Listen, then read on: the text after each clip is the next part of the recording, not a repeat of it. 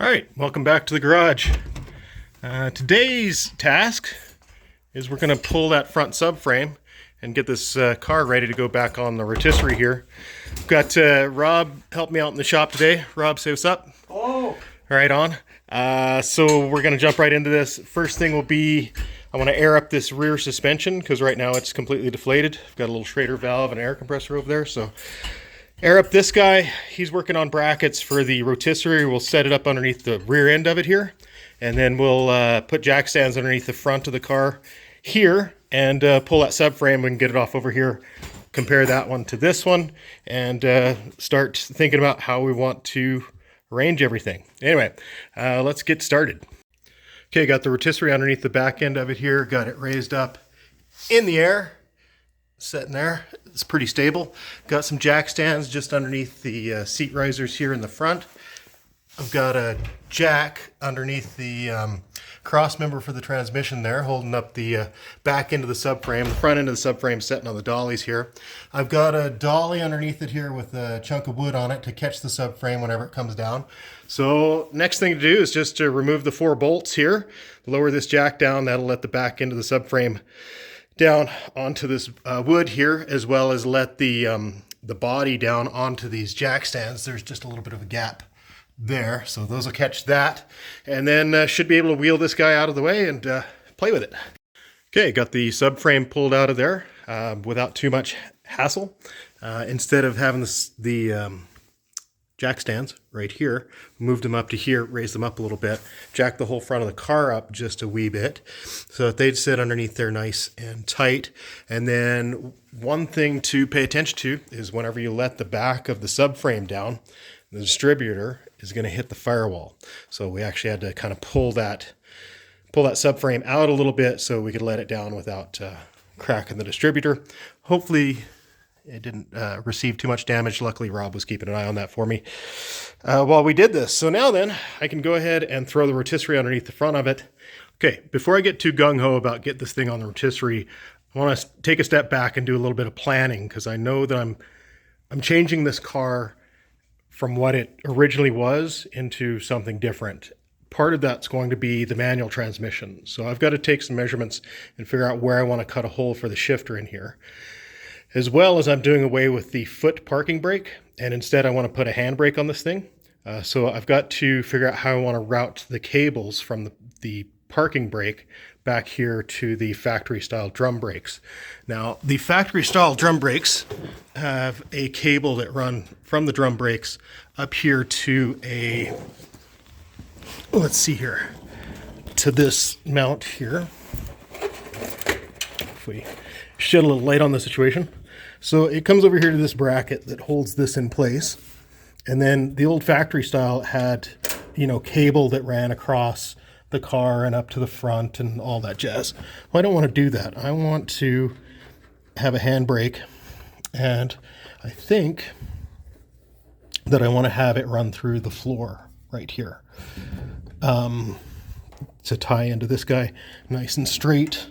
So it's a nice easy pull to pull the parking brake. So if we take a look, I've got a parking brake cable here,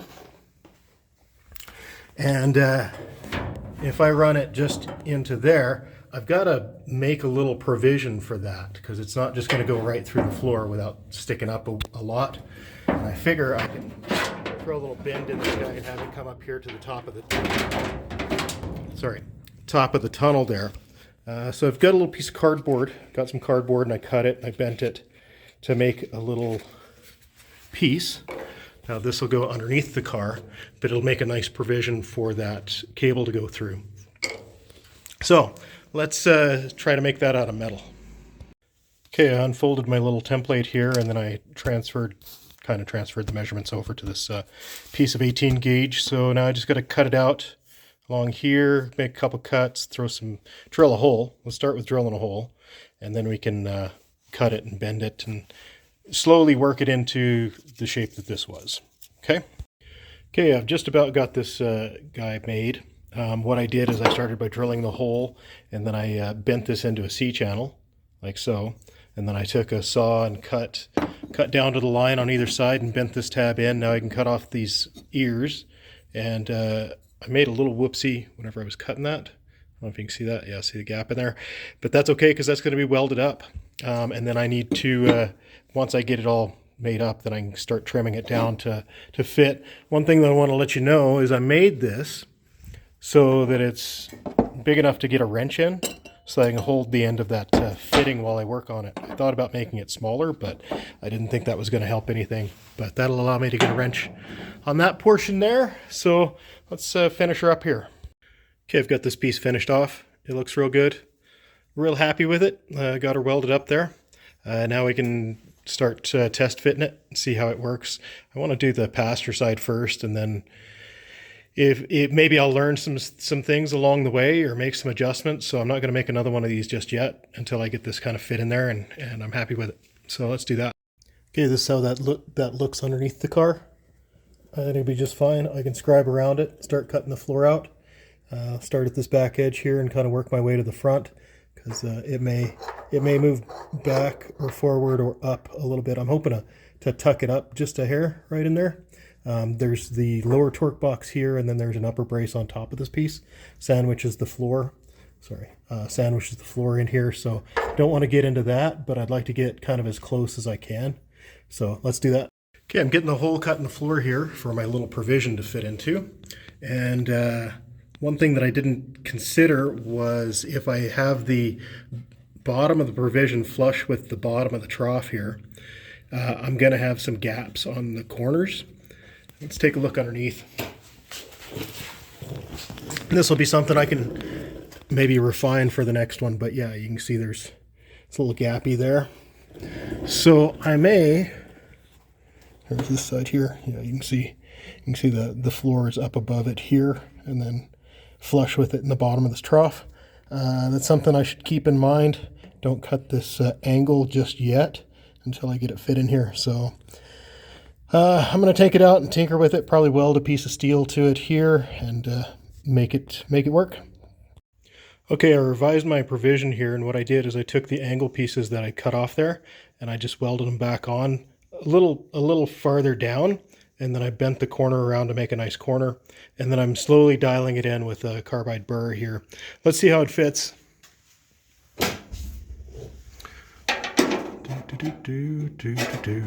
on. There we go. I think that's looking pretty good. I may go ahead and just tack it into place and then use a carbide burr to take off any of the excess that's hanging around everywhere, and then weld it fully into place. So let's get to doing that. Okay, I tacked it into place, and then I used the carbide burr to take off all the excess all the way around. It's nice and flush, looks good. I'm gonna wait to fully weld this in until the car's up on the rotisserie, because then it'll be a lot easier to weld in from the underside here. Show you a quick little look at that if I can, without too many shadows. Yeah, I think it's looking pretty good. Let's test that cable in it. See how she looks. There's the cable. Cable goes in like so. Fits right down in that channel. I think it'll bend around and go on top of the transmission tunnel pretty easy. But yeah, it doesn't stick down too far. It's nice and tidy. I like it. I like it. Let's rinse and repeat for the other side. And yeah, again, I've just got this tacked in here, kind of booger welded for now, but I'll clean that up whenever I've got this thing rolled over so I can not standing on my head in here. Okay, I'm making the provision for the driver's side here. Cut it out, bent it up. This time I just went ahead and made a full box here. I'm going to weld it across there and there and there, and then it should be good to start test fitting and cutting and doing all the things. Let's do that. All right, I got excited and got to working, got a good rhythm going, and forgot to pick up the camera, but I got it all tacked in there. My welder was having a hard time today. I burned through right there, but I'll come back and fix that whenever this thing's up on its side. But yeah, ground it down. Here's the cable. Let's see if it fits. Yep, just like that. Perfect. Perfecto. I dig it. I think it's going to work out just fine. Let's move on. Okay, I changed my mind. I figured while I'm in here, I might as well go ahead and weld this up solid on this top side. So I've got her all welded up there. Did a little bit of grinding, make sure it's smooth down on the bottom. Make sure there's nothing that's going to impede that cable from going through there. It's looking real good. I'm real happy with it.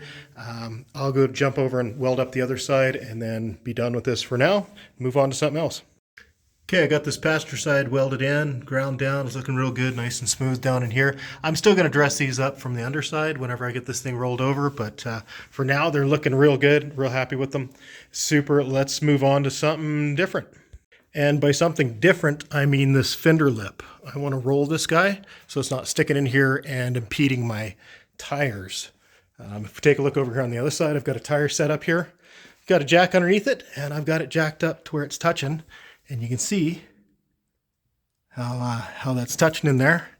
And if I let the jack down, it doesn't travel too far before it's at the bottom. So I want to move that up, and to do that, I've picked up a fender flaring tool. So let's throw this guy together and see how it works.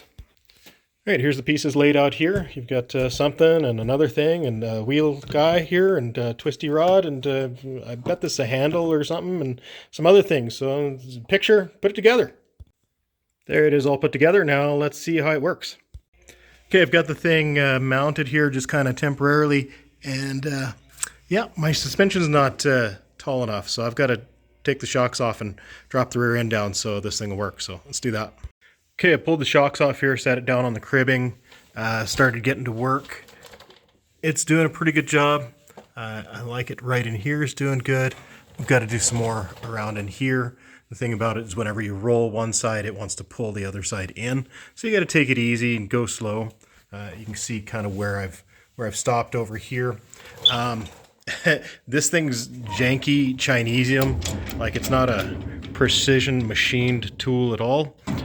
And using this knob here, what you do is you unscrew this and you can slide this out. It's a sliding sleeve and screw it back in. But I couldn't get enough force on it doing that to do anything. So I got my little floor jack here underneath the axle and was able to pick that up and apply more force with that. It's working out really good. So I'm going to pull this off here and throw a tire on and see where I'm at and see how much more I should go. And we'll go from there. Okay, just wanted to give you a quick glimpse of what I'm doing here. I've got my floor jack underneath the axle here, pushing that up. I can work this thing back and forth, try and stretch that metal.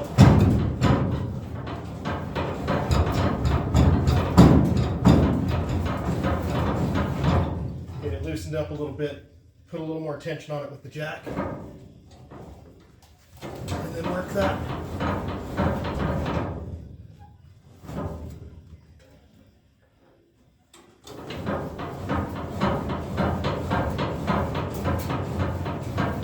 Just like that. Keep rolling, it'll roll. Okay, here's a tire on there and a jack underneath it. Let's pick her up and see what we got for clearance. Well,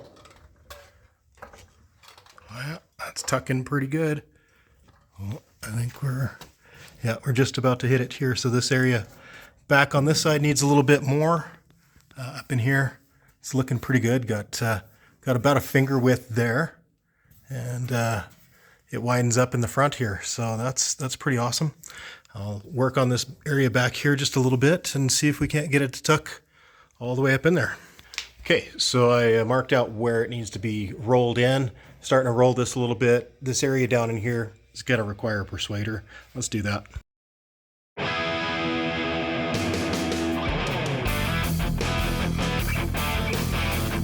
Okay, after a little persuasion from the persuader and a little more rolling from the roller, I got it rolled about as far as I think I want it. It looks pretty good. Whenever I was moving the suspension up and down earlier, I didn't have the axle level, and so it was tucking up even more than it is now. But this is where the bump stop I think should ride, because I don't want it any lower than this. I think it's perfect. I'm not going to drive around like this. This is going to be like pull up, drop it, get out. air it up, and then drive away. That's the plan anyway. We'll see how it goes. The car's level this way, the car's level that way, and the axle's level as well. And the tire's fitting in here real good. I can jump over and do that other lip, and then we can move on.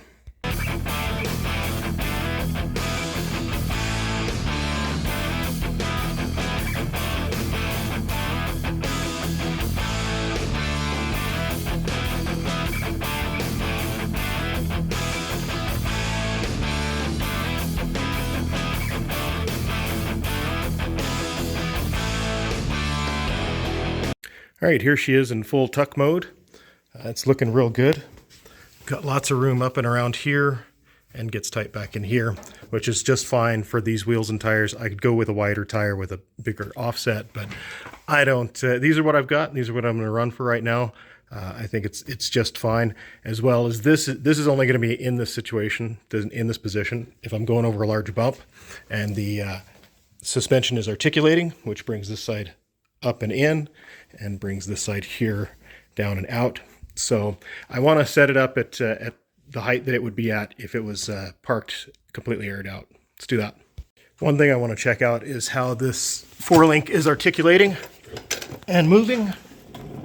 We set up right here, we can see how the axle is tilted that way pretty bad. It actually, yeah. And about how the arms are nice. There's nothing binding. Everything looks good. I like it. Let's keep playing with it. Here it is fully aired out. This side looks real good. And go over to this side. It looks real good. Nice and tucked up in there.